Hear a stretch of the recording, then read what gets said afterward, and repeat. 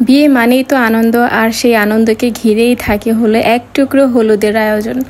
মানে বিয়ে বাড়িতে হলুদের আয়োজনেই সব থেকে বেশি আনন্দ হয়, সব থেকে বেশি সাজসজ্জা সব কিছু হয় এই হলুদের প্রোগ্রামেই। এই যে সব সুন্দরীরা কি সুন্দর করে সেজে গুজে সব কিছু গুছিয়ে তারপর নিয়ে যাচ্ছে, বরের জন্য স্টেজ সাজিয়েছে, সব কিছু তারা নিজের হাতেই করেছে। আমি শুধু ক্যামেরা নিয়েই ঘুরেছি এই প্রান্ত থেকে ওই প্রান্ত, আমার কোনো কাজই করতে হয়নি। এমনকি এই যে এত সুন্দর সুন্দর রমণীরা সবাই সেজে গুজিয়ে আমার ভিডিওটাকে আরও সুন্দর করে দিয়েছে, কারণ তারা যদি এরকম সুন্দর করে সাজ না দিত তাহলে আমার এই সুন্দর ভিডিওটা অসমাপ্ত থেকে যেত। কারণ আমাকে তো আজকে একদম কামলার মতোই লাগতেছে, নিজেকে যে নিজে একটা ছবি তুলবো সেটাও ভালো লাগতেছিল না।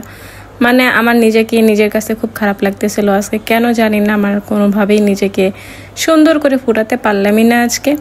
যাই হোক, আমার ননদদের, আমার বোনদের, আমার যাদের সবাইকে মাশাআল্লাহ অনেক অনেক সুন্দর লেগেছে।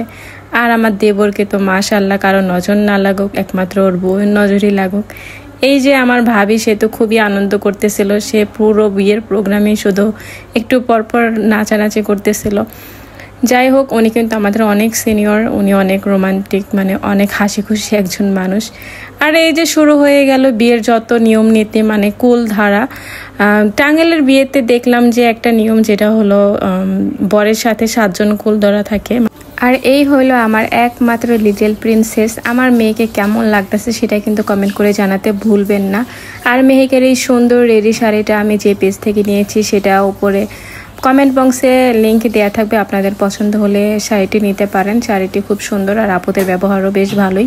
হলুদের প্রোগ্রামে সবাই কি সুন্দর করে সাজুগুজু করছে, এটা দেখে তো আমার শুধু খুব হিংসে হচ্ছিল, কারণ আমি কেন সাজুগুজু করতে পারলাম না। আসলে আমি কোনোভাবেই সাজুগুজু করতে পারতেছিলাম না, মানে হইতেছিল না, আমি পারতেছিলাম না তা না, আমাকে একদম কামলার মতোই লাগতেছিল।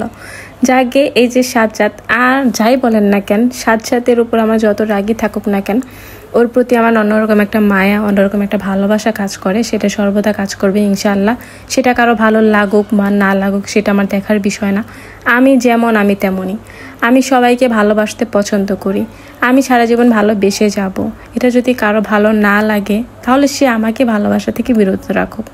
আমি ওই একটা মানুষের জন্য 10টা মানুষকে ভুলে যেতে পারবো না, এটাই আমার শুরু থেকে শেষ কথা। আমি আর এক কথা বারবার বলতে চাই না। যাই হোক, এখানে আমরা হলুদের প্রোগ্রাম শুরু করে দিয়েছি, আর ওইসব আবেগঘন কথা নাই বলি। এখানে আমরা একটু দুষ্টমি করতেছিলাম, আর আমি আমার ননদকে নিয়ে এসেছিলাম। আমার ননদিনী কিন্তু মাশাআল্লাহ সে অনেক সুন্দর, সে এক বাচ্চার মা, দেখে কিন্তু মনেই হয় না যে সে এক বাচ্চার মা।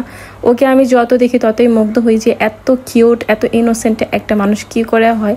আর ও সাজলে ওকে একটু বেশি কিউট লাগে। যাই হোক, এখানে আমিও একটু দুষ্টমি করতেছিলাম, আর আমি এখানে কিভাবে কি করতে হবে, কিভাবে হলুদ দিতে হবে এগুলো জানতাম না, যার কারণে আমি আমার ননদিনীকে নিয়ে এসেছি যে তুমি আগে দিবে, তোমারটা দেখে দেখে আমি তারপরে দিব। আমার পিছনে যে বসে আছে সে কিন্তু আমার ননদিনের হাজব্যান্ড, আমাদের দুলা ভাই। তো যাই হোক, এখানে আমরা অনেক দুষ্টমি করছি, দুষ্টমি করার পর আমরা হলুদের প্রোগ্রামটা শেষ করছি।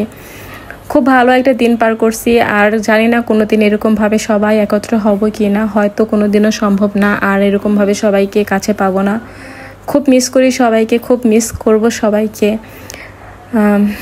আমি জানি আমার ভিডিওটা সবাই দেখতেছে, সবাই সবার মতামত জানাবেন, এবং কি আমার ভিডিওটা আমার আশেপাশের আত্মীয়স্বজনরা যারা দেখতেছেন, যারা আমার ভিডিওতে উপস্থিত আছেন, তারা যারা আমার ভিডিওটি দেখতেছেন, অবশ্যই আপনারা কমেন্ট করবেন। আর আমাকে কে কে তোমরা মিস করতেছো তা তোমরা অবশ্যই কমেন্ট করে জানাবা যে আমাকে কে কে মিস করতেছো।